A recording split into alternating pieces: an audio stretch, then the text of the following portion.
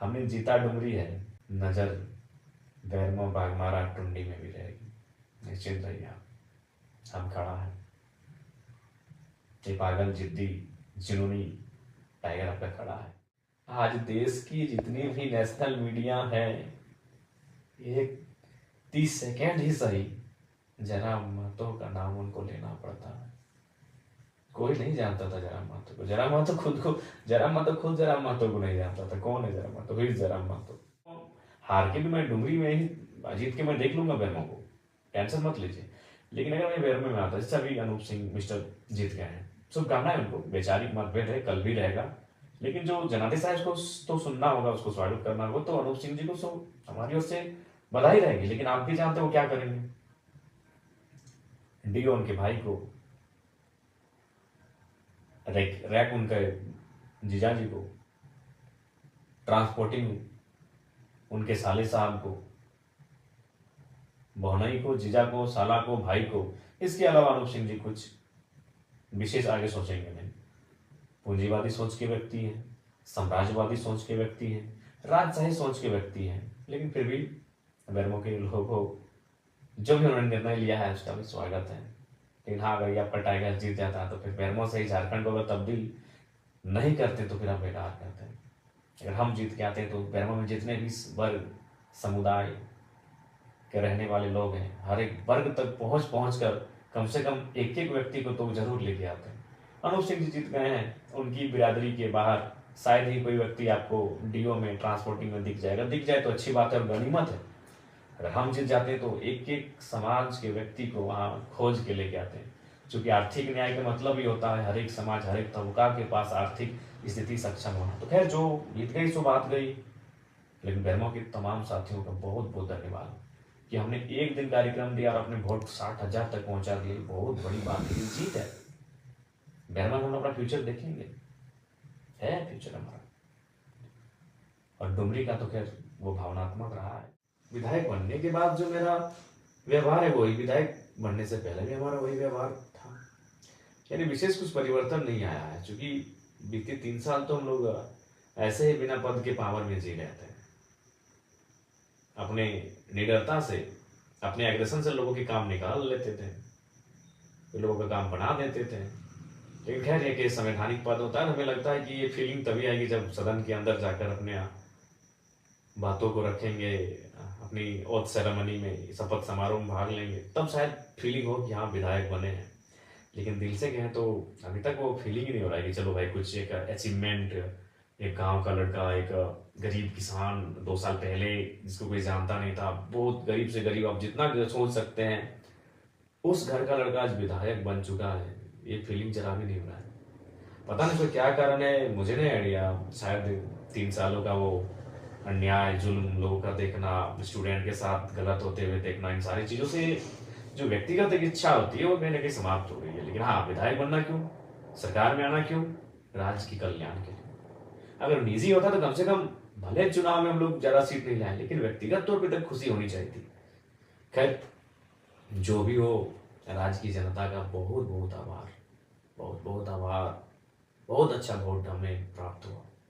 चाहे कोल्हान का जुगसलाई हो, इच्चागढ़ हो, सरायकेला हो, खरसवां हो, ये 4 सीटें बहुत जबरदस्त रही। उसके अलावे जो सीटें रही उनको भी धन्यवाद।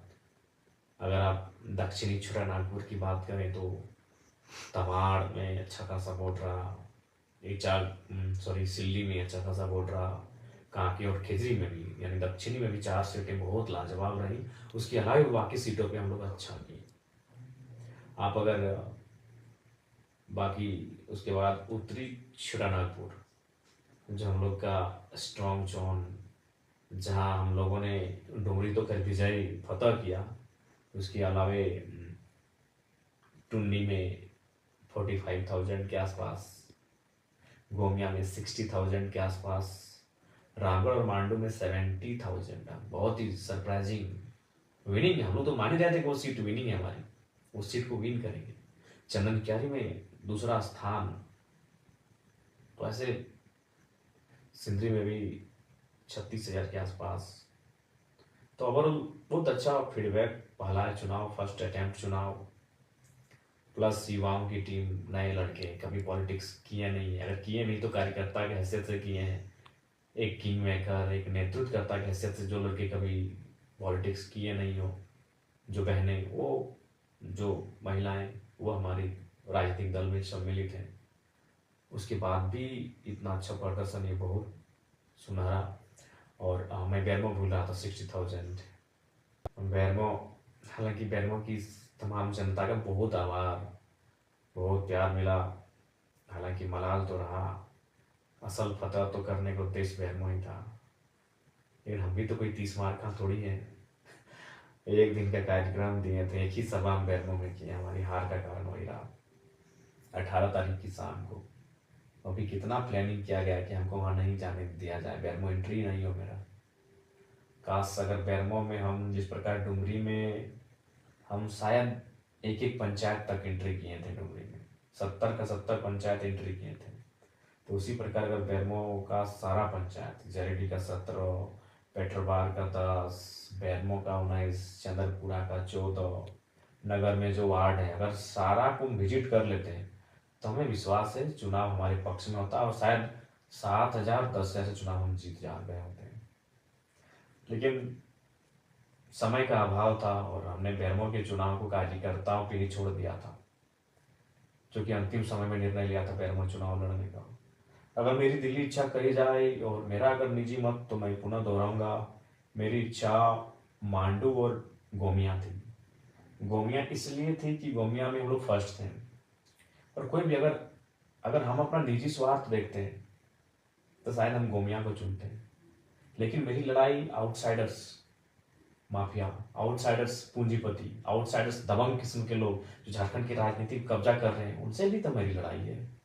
और बेरमो में वो तो फिट था, दोनों आउटसाइडर्स दबंग नेता जिन्होंने केवल शोषण और जुल्म किया था झारखंडियों पे, तो वहां लड़ना मेरी वैचारिक लड़ाई थी।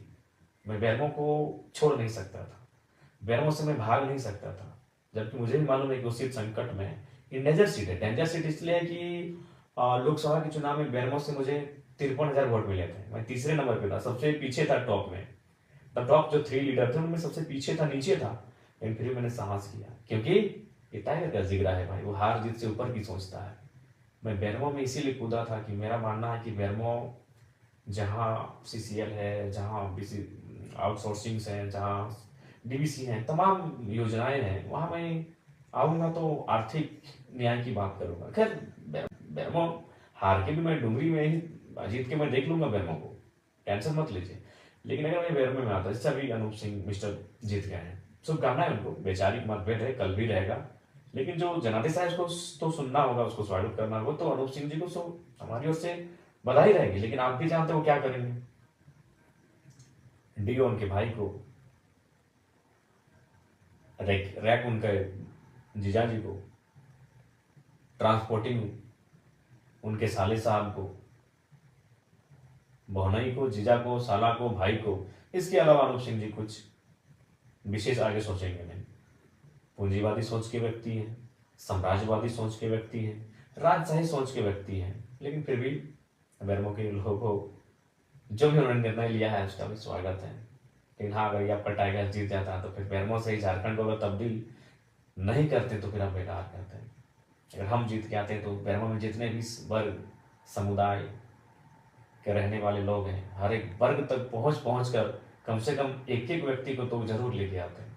अनूप सिंह जी जीत गए हैं, उनकी बिरादरी के बाहर शायद ही कोई व्यक्ति आपको डीओ में, ट्रांसपोर्टिंग में दिख जाएगा। दिख जाए तो अच्छी बात है और गनीमत है। अगर हम जीत जाते तो एक एक समाज के व्यक्ति को वहाँ खोज के लेके आते हैं, क्योंकि आर्थिक न्याय का मतलब ही होता है हर एक समाज, हर एक तबका के पास आर्थिक स्थिति सक्षम होना। तो खैर जो जीत गई सो बात गई। लेकिन बेरमो के तमाम साथियों का बहुत बहुत धन्यवाद कि हमने एक दिन कार्यक्रम दिया और अपने वोट 60,000 तक पहुंचा दिए। बहुत बड़ी बात है, जीत है। बेरमो में हम अपना फ्यूचर देखेंगे, है फ्यूचर हमारा। और डुमरी का तो खैर वो भावनात्मक रहा है, डुमरी का आभार। उसके अलावा सभी टुंडी रहे, गोमिया रहे, सबको धन्यवाद, मांडू रहे। लेकिन विशेषकर जहाँ से मैं लड़ा हूँ, डुमरी बेरमो के तमाम कार्यकर्ता, आप निश्चिंत रहे। जयराम कुमार महातो डुमरी का विधायक थोड़ी है। क्या लगता है कि आपको हम आप हमें विधायक ही मान रहे हैं? जी नहीं, आप तो हमें राज्य का नेता मानते हैं, हम राज्य की आवाज है, हम राज्य का चेहरा है। बिल्कुल आप टेंशन मत लें, हमने जीता डुमरी है, नजर बैरमो बागमारा टुंडी में भी रहेगी, निश्चिंत रहिए आप। हम खड़ा है, ये पागल जिद्दी जुनूनी टाइगर आपका खड़ा है, टेंशन मत लीजिए। आपके समर्पित भाव को बहुत बहुत शुक्रिया, बहुत समर्पण आपने दिखाया चुनाव में। और हाँ, हाँ कहेंगे कि थोड़ा जुलूस वगैरह जो है इसको थोड़ा कट आउट कीजिए और कोशिश कीजिए काम पे लग जाए। और अगर आप जुलूस निकालते हैं तो अपने पंचायत में दिन को निकालिए, रात को बिल्कुल भी नहीं, दिन को निकालिए। और कोई भी हमारे कार्यकर्ता है किसी प्रकार का ऐसा कुछ मतलब नहीं करेंगे जिससे कि पार्टी की छवि धूमिल हो। और विशेषकर जेएमएम के साथियों से कहेंगे, देखिए चुनाव 20 वर्षों तक जनता ने आपको जनादेश दिया था, अब उसी जनता ने अगर आपको जनादेश नहीं दिया है तो उसका सम्मान कीजिए। हार के बाद आपके कुछ कार्यकर्ता देखें कुछ घटनाएं ऐसी घट रही हैं, हम चाहेंगे कि बदले के भाव से नहीं, बदलाव के भाव से मिलकर काम करते हैं। आइए जन्म के साथ ही डुमरी में मिलकर काम करते हैं, तमाम योजनाओं को गांव गांव तक, खेत खलिहान तक पहुंचाते हैं। और ये सभी संभव होगा जब वो क्या करते हैं ना, मिलकर काम करते हैं। पक्ष विपक्ष चुनाव में फिर देख लेंगे, आलोचनाओं को फिर चुनाव में देख लेंगे। चलिए अभी डुमरी के लिए आगे हाथ बढ़ाते हैं, मिलकर काम करते हैं, सभी से आग्रह होगी। और विशेषकर युवाओं आपसे कहेंगे, आज आप जयराम महतो को अपने स्क्रीन में देख रहे हैं वीडियो के माध्यम से, ये वही जयराम महतो है जो 2 साल पहले यही तोपचांची और जिस डुमरी से मैं विधायक बना, वही डुमरी जहाँ से बसें निकल कर आती थी, बसें गुजरती थी वहाँ से, उन बसों का नाम आनंद बस, शिवम, बुंदेला, विजय, पम्मी, राजू, निर्मल, ऐसे 1 दर्जन बस हजारीबाग होते हुए धनबाद और धनबाद होते हुए हजारीबाग आवागमन होता था। उन बसों पे हम लोग झगड़ा करके चढ़ते थे, भाड़ा नहीं देंगे, 2 रुपया से ज़्यादा नहीं देंगे, 5 रुपया देंगे। और हार्डली गिरफ्तार आते थे 10 रुपये, 2 रुपया से वो कहानी शुरू हुई थी, 5 रुपया से 10 रुपया तक पहुंची थी। अभी क्या भाड़ा है मुझे नहीं पता, चलिए अब तो हम लोग मान के चलिए दोस्तों के स्कॉर्पियो में चलते हैं, 40 रुपया है, यानी आज 40 रुपया हो गया है भाड़ा। और मेरा मैंने 2 रुपया से शुरुआत की थी बसों का सफ़र। एक इंटर ऑफ साइंस के स्टूडेंट जब राजगंज ट्यूशन जाते थे, अब 2 साल पहले की बात करें, आंदोलन से पहले, तो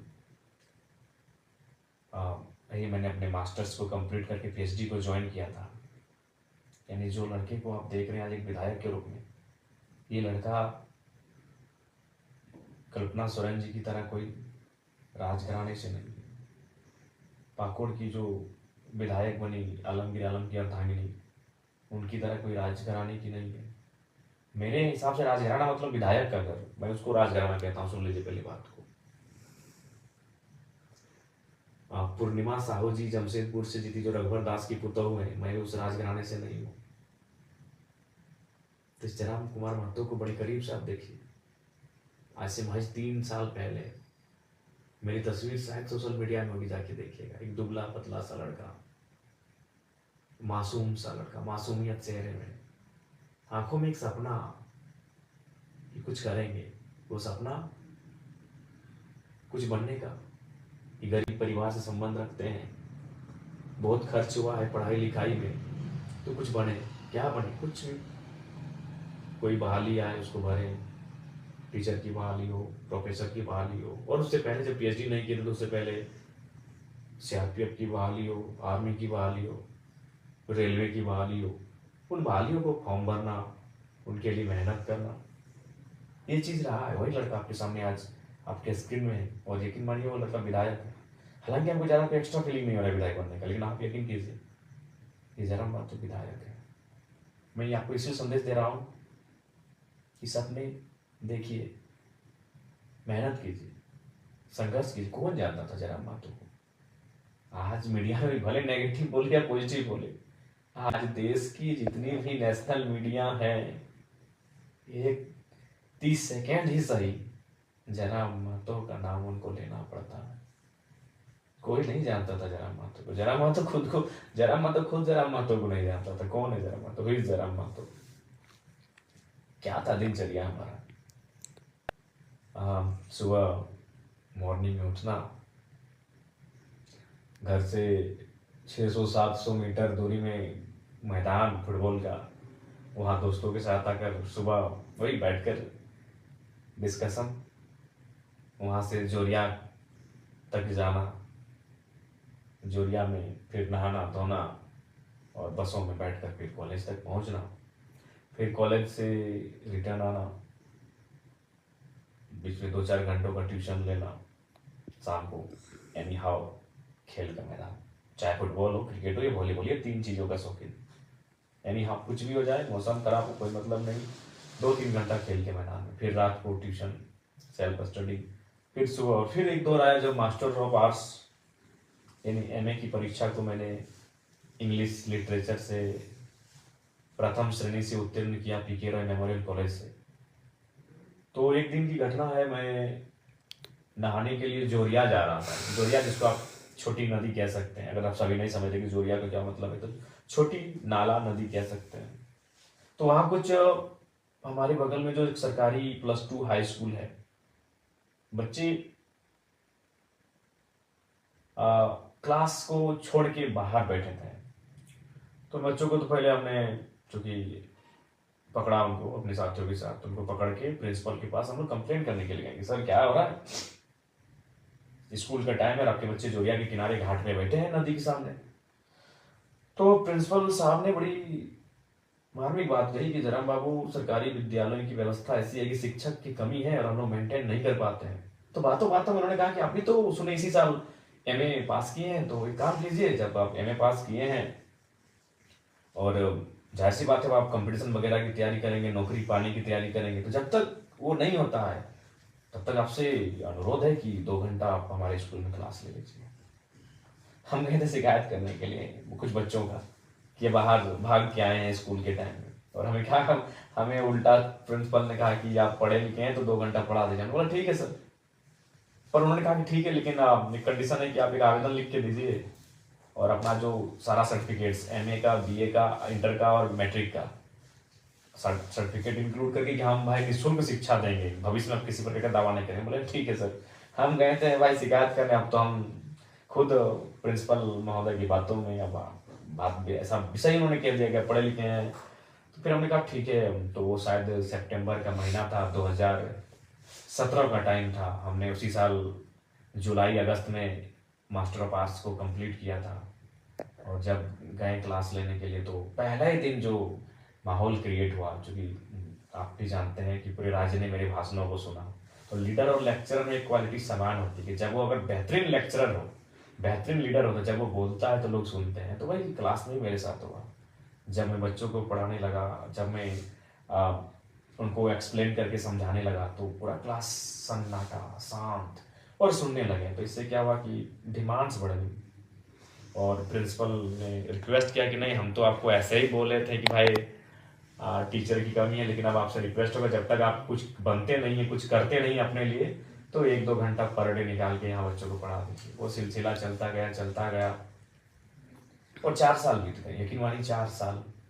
एक एमए का लड़का, गरीब का घर का लड़का, जिसको ठीक से मेंटेन नहीं होता है, वो फ्री में पढ़ा रहा है। कहाँ हाई स्कूल में फ्री, निःशुल्क शिक्षा दान दे रहा है। कई बच्चे हमारे पास आए हैं कि सर आप अच्छा क्लास लेते हैं तो हम लोग ट्यूशन पढ़ना चाहते हैं। हमने कहा नहीं यार, टाइम कहाँ है हमारे पास ट्यूशन का। एक तो तुम लोग स्कूल में पढ़ाते हैं, फिर ट्यूशन बोलोगे, हमको खुद पीएचडी कर रहे हैं, हमको कॉलेज वगैरह जाना होता है, और हाँ ये शाम को ट्यूशन वगैरह नहीं। मेरी एक आदत हमेशा रही है, शाम को ट्यूशन नहीं भैया। क्यों? खेल का मैदान 2-3 घंटा में क्रिकेट लंबा चौड़ा चौका छक्का उड़ाइए, फुटबॉल में किक लगाइए और वॉलीबॉल का पंच लगाइए। तो वहाँ कंप्रोमाइज नहीं था ये चीज़ें। तो फिर अचानक 2021 17 से 21 तक मैंने लगातार निःशुल्क बच्चों को पढ़ाया टीपी हाई स्कूल। आज भी बच्चे जो मेरे पढ़े लिखे हैं उनसे कभी बातचीत हो तब बातचीत कीजिएगा। बड़ा मेमोरेबल 4 साल रहा है, बहुत मेहनत से मैंने पढ़ाया, फ्री में पढ़ाया। एक भी रुपया नहीं। किस टाइम? बेरोजगारी का दौर। एमए पास किया हुआ लड़का जब नौकरी की तलाश करता है, दो पैसे कमाने की सोचता है, और मैंने फ्री पढ़ा है क्योंकि मेरा नेचर शुरू से गजब का रहा है। आज वही नेचर कारण में विधायक हूँ। तो फिर क्या हुआ, 2021 का टाइम आता है, 4 साल के बाद झारखंड में एक मूवमेंट आ जाता है। मैं वहाँ जाता हूँ, मैं भाषण देता हूँ, और अचानक मैं हाईलाइट हो जाता हूँ। फिर मेरा वो स्कूल में पढ़ाई छूट गया, वहाँ जो बच्चों को पढ़ाता था। मेरी पीएचडी भी काफ़ी स्लो हो गई, बहुत स्लो हो गई मेरी पीएचडी। और फिर इस मूवमेंट में मैं अपने आप को झोंकता हूँ, फिर लगातार सभा, भाषण, और 2000 सभा को मैं मतलब एक बेहतरीन सभा मैंने 2000 किया है। अगर ऐसे कहेंगे नुक्कड़ सभा तो 3000 चले गए होंगे। और आज झारखंड राज्य के चेहरे के रूप में आपके सामने हूँ। 2 साल पहले मैं कुछ नहीं था। मेरे गांव के शायद सभी लोग मुझे ना पहचानते हो, सच कह रहे। मेरे गांव के शायद सभी लोग मुझे नहीं पहचानते हैं, हाँ।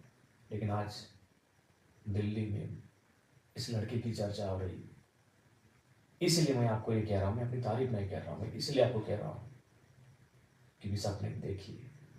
जो युवा कहते थे I hate politics, I hate politics, यकीन मानिए जयराम महतो के आने के बाद, जयराम महतो की विधायक बनने के बाद शायद वो कहेंगे आई लव पॉलिटिक्स।